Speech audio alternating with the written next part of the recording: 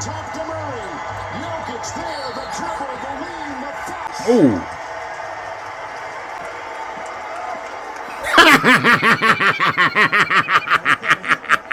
No matter how many times you save the world, it always manages to get back in jeopardy again. I mean, sometimes I just want it to stay saved, for a little bit. I feel like the maid. I just cleaned up this mess. Can we keep it clean for 10 minutes? An illustrious sloth versus a chef from hell. Delicious. Finally. Some good fucking food. Jokic goes on him. Here is Pajemski. Some of these cup courts are ops to pupils, or maybe my brightness was too high. I'm not entirely sure, but what I am sure of is that Jokic is the best player in the world. That shouldn't be news to anybody. Oh, muleless Warriors. Oh, beautiful. Though had he been here, I have to give him credit. I have to be honest. I believe he would have made a difference. Would they have won? I don't know. I don't know about that. But I believe he would have made it. Potentially, it could have gone to overtime if he was here.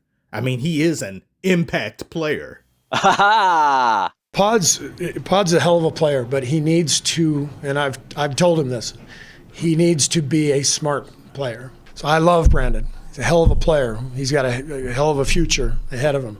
But I hope he watches this clip right now of me talking because he needs to hear it.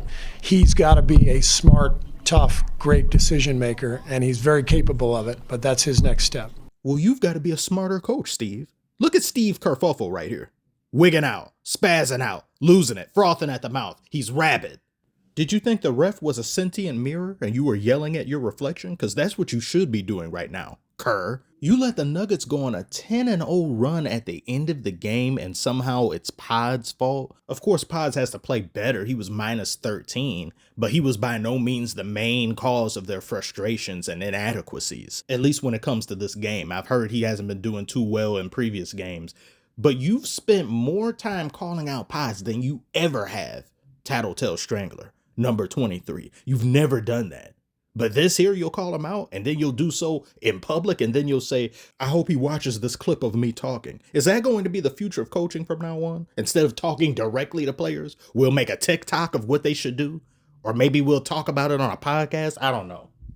In an otherwise great game, the last 2 minutes were absurdly foolish for the Warriors. As I said before in the past, this obsession with the three-pointer, I don't believe you should have been going for threes. You had a lead. It would have been better if you had gotten something on the board instead of you trying to jack up shots. What's the point of you Warriors leading the league and the amount of players you have playing 12 minutes or more in your entire rotation? 12 players on the roster playing double-figure minutes.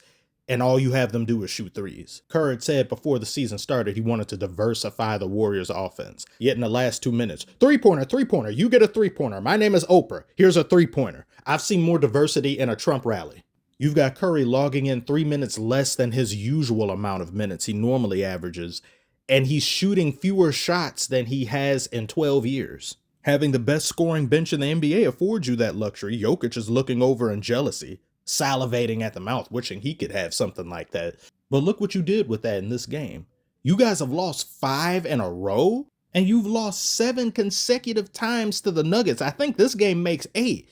And so, 10 or 11 of your last 10 matchups, you've lost to the Nuggets too. How many kids Jokic got in California? That's the Lakers and the Warriors now. He put them all in the same orphanage. But as we pivot to the Nuggets, look at this man, Russ. Look at oh, he's tapping into the force. Now, he didn't have a great game, but he had a controlled game. It's really nice to see this man thrive in Denver. And he is a huge lifesaver for Jokic because, you know, I don't know what they're going to do about this bench problem. When Jokic sat in the first half, Warriors went on a 20-9 run. When Jokic sat the second time, it was a 10-2 run. He can't clock out. He can't take a break. If he does, they'll lose the game potentially, or things will go to hell. When in comparison to the Warriors, Curry was on the bench. I didn't even know. There's like 2 players on the Warriors that look like Curry from a distance. So I was thinking he was still out there. I was like, is that Curry? But when he was on the bench, they were mounting a great effort against the Nuggets. He wasn't even out there. Nuggets bench did do well this game. They were even ahead of the Warriors in point production at one point, but stuff falls apart far too easily when he's not out there. But Christian Braun is all muscle. He can't fall apart. He refuses. He went after that ball like a bat out of hell. He seemingly got away with calling for timeout, and I guess the ref didn't see him, but it wouldn't have made too much of the difference. Warriors were intent on choking this game. But their ball movement, as always, is beautiful. Look, he passes it to Curry. Curry passes it back. This play was probably wholly drawn up for Curry. He is the intended shooter, and the ball will eventually reach back to him, and you always got to keep an eye on him. It's marvelous how he does stuff off the ball. That's just beautiful. When it got to a certain amount of minutes in the fourth quarter, and it was around like 5 or so minutes left, I sincerely believed the Warriors had enough of a lead, as well as just the overall upward momentum to carry them to the end of regulation. Curry had come back in after taking his rest. You had everybody firing on all cylinders. The ball movement was precise and with precision, with purpose. I said the only way you guys lose this game is if you just don't score the ball anymore. Oh. Which brings us back to the genius of a Jokic. You cannot afford to make mistakes when this man is on the court. It doesn't matter how many points you're up. You will continue to chip away. Every possession is meaningful. It's almost as if you have to play perfect basketball in order to circumvent him, or your team just has to be so absurdly overpowered that it just nags him in a way. And the efforts of others were on display here as well. As you had MPJ, he hit a very big shot. And he hit it. He was falling. I think it was an and one. You have Aaron Gordon spacing the floor, getting better with his shot, creating more driving lanes, giving Jokic more room to operate, as well as make things easier for him. Watson is scrappy and has good energy. Christian Braun gives you extreme high energy, high effort play, gives you 110% when he's out there, and then some. Murray, though, I don't know what's up with Murray. Murray, what happened to that Murray? The year you guys won the chip. What's up with it? I don't know what it is. He needs to get himself together. He needs to be consistent.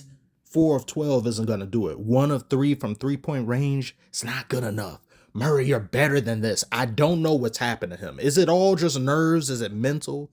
Maybe there's a lingering injury. I don't know. I hope not, because I don't want to invite the idea of thinking that Jokic needs 1 or 2 superstars in order to do something meaningful. No.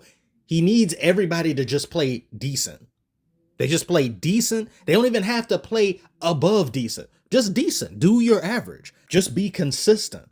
A Jokic with a consistent team can go to the finals again and can possibly win it. It's just those maniacs out there east, the Celtics, they'll have something to say about that. But give him a reliable, consistent team.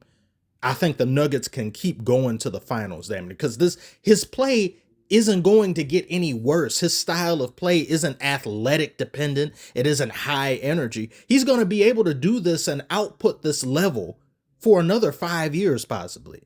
So they got to make the most of it. They got to do something. I don't know what it is, but they need to figure it out. Yes, you won a championship, but with a player like Jokic, you got to, you can win multiple.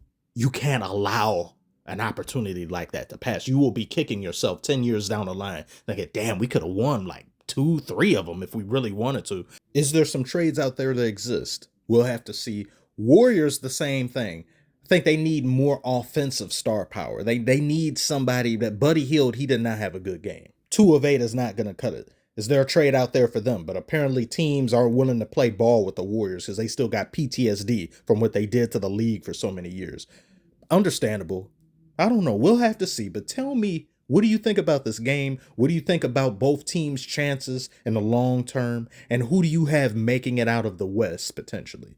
Comment below, let me know. Like and subscribe if you are new. As always, I want to thank you all so very much for watching. Think about becoming a member of the channel. You get to get videos early, access to videos early. There will be exclusives that I'm making, or become a patron of the channel. I'll leave the link in the description. Blessings to you all for watching. Thank you all so very much as always, and I shall see you on the next one.